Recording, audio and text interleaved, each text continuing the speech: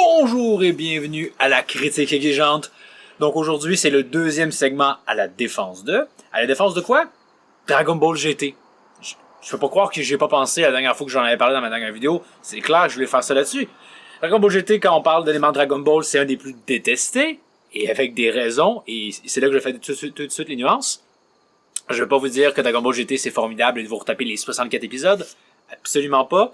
Dragon Ball GT c'est globalement pas bon. Mais, je me porte quand même à sa défense dans le sens où, quand Dragon Ball GT avait des bons éléments, ça me faisait beaucoup plus vibrer que les bons éléments de Dragon Ball Super, par exemple. Donc, je peux parler des bons points, comme quoi, il y a quand même des bons trucs dans Dragon Ball GT, et je voudrais souligner ça, que je suis content que ça existe, justement pour ces moments-là qui me font vibrer, pour ces bonnes idées exploitées. Parce que Dragon Ball GT, c'est beaucoup d'audace d'une certaine façon, hein.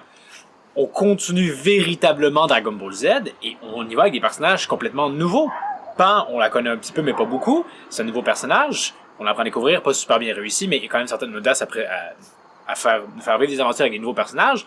De la même façon, on a Trunk adulte, mais lui aussi c'est quand même un relativement nouveau personnage. Et Goku, on le fait rajeunir, alors qu'on s'entend que, oui, ça rappelle Dragon Ball sans le Z, mais pour beaucoup, c'est davantage Dragon Ball Z qui compte, donc faire ce pari-là, oui, un des éléments de fanservice et de nostalgie, mais ça quand même, ça demande une certaine forme de cran malgré tout.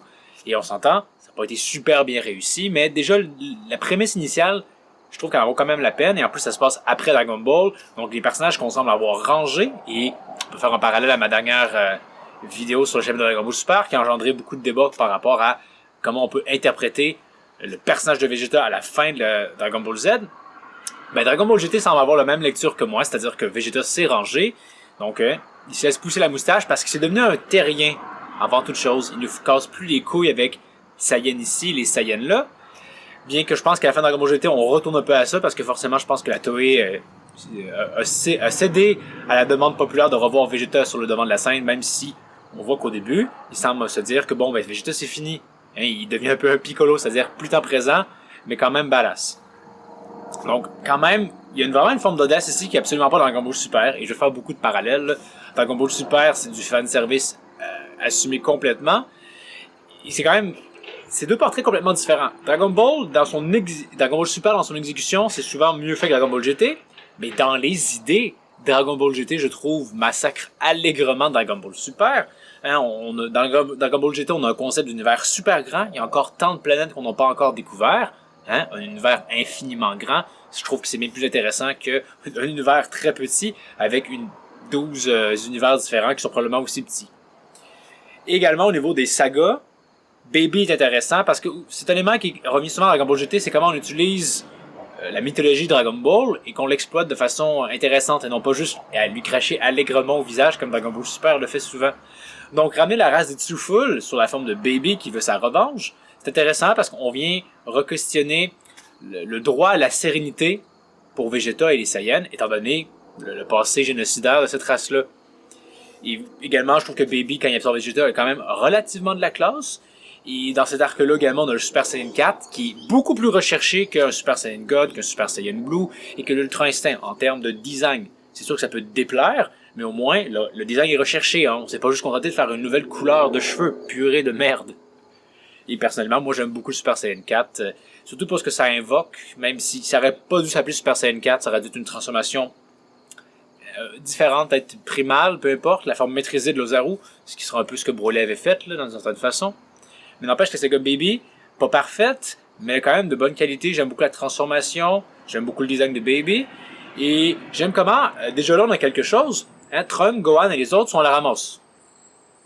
Mais, ils réussissent quand même à venir en aide à Goku d'une certaine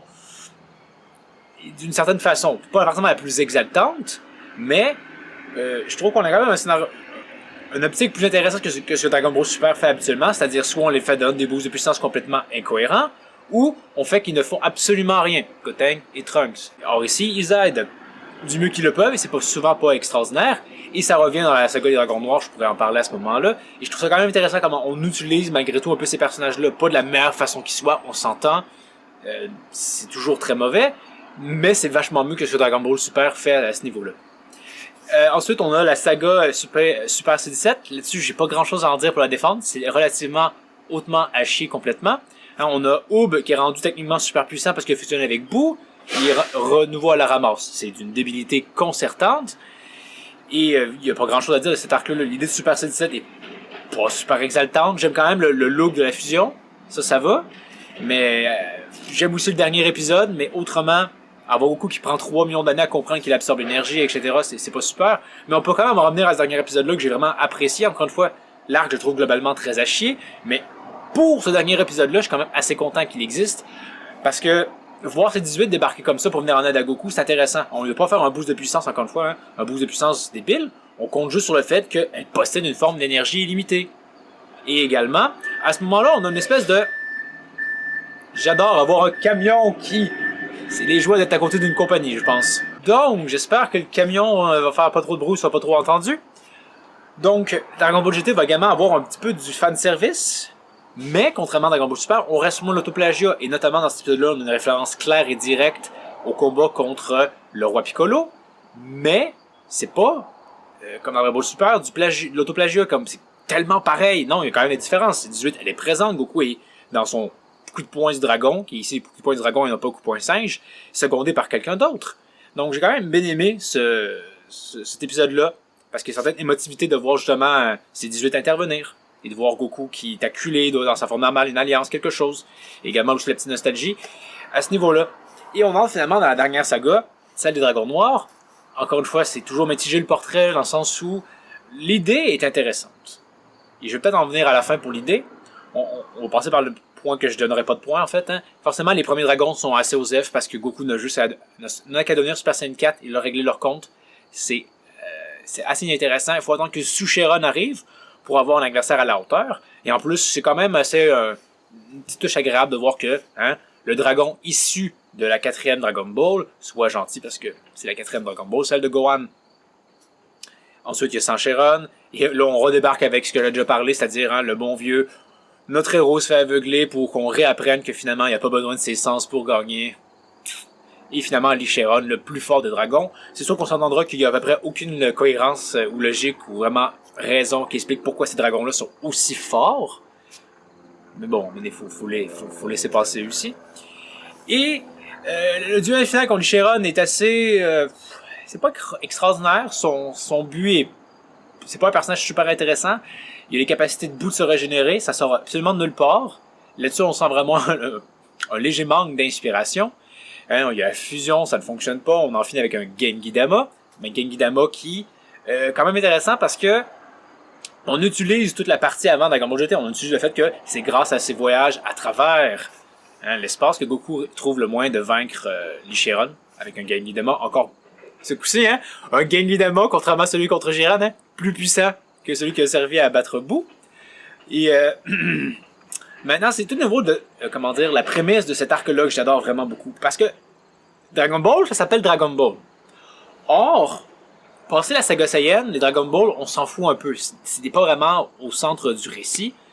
C'est accessoire, hein. C'est comme si Luffy avait trouvé le One Piece, et que dès le 2e tome, et que la série continuait alors qu'on s'en balance un peu les steaks du One Piece. Or, ce dernier arc-là veut, si on veut, réhabiliter les lettres de noblesse au Dragon Ball. Parce que ce qu'on apprend de façon assez intéressante, c'est que peut-être que Shenron est beaucoup plus puissant que ce qu'on pouvait penser, mais qu'il s'auto-limitait selon ses créateurs. Donc, je peux m'expliquer. À la fin, quand Shenron réapparaît de lui-même, Goku demande à ce que tout le monde puisse ressusciter une dernière fois. Shenron répond que bon, ça va aller, mais une dernière fois, effectivement. Il le fait, Krillin revient à la vie. Certains disent que, incohérence, hein, ça ne se peut pas, Krillin ne peut pas être ramené avec les Dragon Ball de la Terre. Ben, moi, mon interprétation, c'est que Shenron peut le faire. Mais il se limitait à cause du créateur ou quelque chose. Mais Shenron dépasse, en fait, ses créateurs. Les Dragon Ball transcendent véritablement, pas comme Xeno, l'espace-temps. Sont beaucoup plus puissantes que ce quoi on pensait. Hein, on pense que les Namek les créent. Mais c'est pas vrai. Les Namek font juste... les faire changer de dimension, si vous voyez ce que je veux dire. Et ça, mine de rien, je trouve que c'est vachement intéressant, d'autant plus que de lancer l'idée que ils sont beaucoup plus puissants qu'on pourrait croire. Et qu'au final, peut-être que Piccolo, quand il avait tué Shenron, c'est pas vraiment... il n'avait pas vraiment tué en tant que tel, il a tué son corps dans cette dimension-ci, mais Shenron dans sa dimension à lui, dimension où il est infiniment fort, existe encore. Mais là, on reste vraiment dans le domaine de la théorie. Il y a juste la résurrection de Krillin qui peut aller dans ce sens-là. Et le fait aussi que les Dragon Ball apparaissent par elles-mêmes. Comme quoi Shenron dépasse le rang de simple créature qu'on invoque. Et ce qui est très intéressant là-dedans aussi avec la prémisse, c'est qu'on traite du fait que nos héros sont devenus trop dépendants des Dragon Ball. Et ça, c'est un problème qu'on nous présente là dans ces arcs-là, mais également qu'on ressent en tant que lecteur. Parce que, très rapidement, hein, une fois passé la saga des Saiyans, les Dragon Ball sont des tutentions dans Dragon Ball. Hein, quelqu'un meurt, il faut le ramener avec les Dragon Ball. Et même quand on nous fait croire que Piccolo est mort, que les Dragon Ball n'existent plus, on va sur Namek et on est rendu avec 2 sets de Dragon Ball, et Dragon Ball Super ira même plus loin encore, on a 3 sets de Dragon Ball avec les Super Dragon Ball. Donc, c'est vraiment un tue-tension dans Dragon Ball. Les héros dépendent tellement de ça. L'exemple, c'est quand Gohan se bat contre Cell et ils font leur échange final de Kamehameha, Goku dit à Gohan, hey, tu te retiens parce que t'as peur des dégâts que tu pourrais faire à la Terre. Ne t'inquiète pas pour ça. Avec les Dragon Ball, on va tout régler. Ouais, nos héros deviennent vraiment super dépendants des Dragon Ball. Puis il suffit d'y penser, hein. Je pense qu'à l'exception de Satan, tous les personnages sont morts au moins une fois. Ils sont revenus avec les Dragon Ball. Donc oui, effectivement, nos héros comptent beaucoup trop sur les Dragon Ball. Et en plus, cet élément-là dans Dragon Ball GT, comme quoi, effectivement, il y avait un danger à surutiliser les Dragon Ball. Ben, c'est dit par le doyen dans Dragon Ball. C'est sûr que Dragon Ball Super va faire que tout ce que le doyen dit, c'est de la merde. Mais je suis content de voir que Dragon Ball GT, au contraire, a respecté la mythologie de Dragon Ball au lieu du cracher au visage. Et c'est en ce sens-là que l'arc est pas parfait. Il y a pas beaucoup de choses tellement intéressantes. Mais l'avant-dernier épisode et le dernier épisode et toute l'idée autour de ça, je trouve ça ô combien réussi. Et on peut parler du dernier épisode puisqu'on est un peu hors arc, on est vraiment à la fin. Waouh! On est dans la nostalgie, hein, on a un retour à Dragon Ball, hein, on entrevoit Goku qui, justement, part probablement avec la dimension spéciale avec Shenron, ou même peut-être fusionne avec Shenron. Et hein, on revoit Tenshinhan, Yamcha, Tortue Géniale, Krillin. D'ailleurs, Goku revient sur l'île, et Tortue Géniale, je pense déjà parlé dans une vidéo, mais Tortue Géniale comprend ce qui se passe. Et ça, j'en frissonne quand j'en parle, dans le sens où ça, c'est vraiment la plus belle forme de respect. De dommage. C'est la meilleure mise en valeur que tu peux faire pour Tortue Géniale à ce niveau-là. C'est pas de se faire battre contre des gens qui sont bien trop forts pour lui et qu'on lui donne un boost de puissance. Non.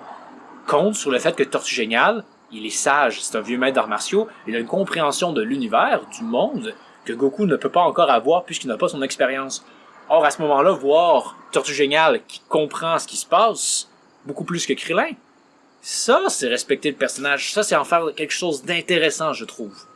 Et justement, dans ce dernier épisode-là, c'est là où on voit également une forme que Dragon Ball a vraiment de grosses couilles. Dragon Ball Super a vraiment de grosses couilles. C'est que c'est la fin. Hein? On se passe tout de suite 100 ans après, on coupe net, on se dira, hey, si quelque chose se passe après coup, ce n'est pas avec nos héros, c'est avec peut-être Goku Junior, ou on montre un cycle avec Vegeta Junior aussi. Hein? On coupe le cours à tout ça. Bien que, bon, le narrateur, mais ça c'est en français, il disait, à bientôt peut-être. Donc, peut-être une suite. Mais reste à voir. Et également, je peux faire juste un retour.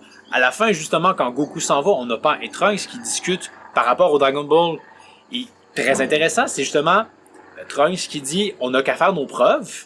Et une fois qu'on aura montré à Shenron qu'on est capable de réussir à vivre la vie sans son intervention, les Dragon Ball vont probablement revenir.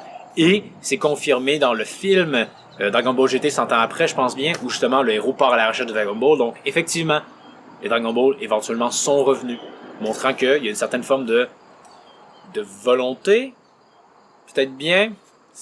Encore une fois, il y a tout le concept de comme les Namek créent les Dragon Ball, donc pourquoi est-ce qu'ils apparaisseraient sans créateur, sans intervention externe? Mais n'empêche que tout ça a une forme de mystère lié au Dragon Ball. Ça vient justement les rendre plus intéressantes, parce que dès qu'on ignore des choses, ça rend les mystères de la vie. Hein, ça enrichit une œuvre, je trouve, ces mystères-là. Et je suis content que Dragon Ball GT ait fait ça. Je me retaperai assez souvent le dernier et l'avant-dernier épisode. Ça, c'est du bon matériel. Le reste, pas vraiment, malheureusement. Et je peux peut-être juste conclure sur, encore une fois, un petit comparatif. Piccolo meurt dans Dragon Ball Super, on s'en fout complètement. Dans Dragon Ball GT, c'est vraiment mieux mis en œuvre, je trouve. En plus, ça fait pas le fanservice de « Ah, je te protège une attaque, Gohan ». Donc c'est mieux mis en scène, c'est plus émotif, et Piccolo ne revient pas à la vie. Ça aussi, encore une fois, de grosses paires de couilles.